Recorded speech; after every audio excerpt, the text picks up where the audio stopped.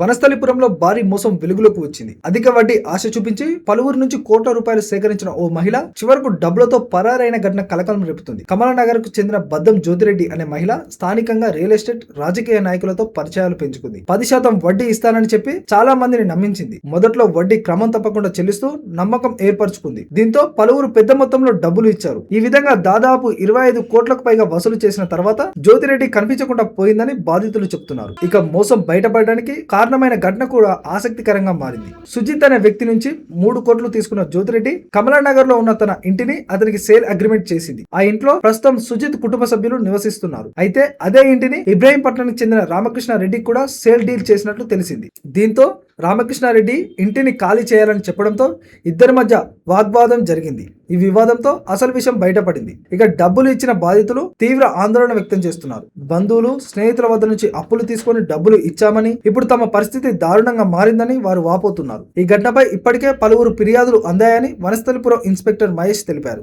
ఒకరు 46 లక్షలు తీసుకొని తిరిగి ఇవ్వలేదని కూడా ఫిర్యాదు చేశారని చెప్పారు. కేసు నమోదు చేసి దర్యాప్తు కొనసాగిస్తున్నామని పోలీసులు వెల్లడించారు.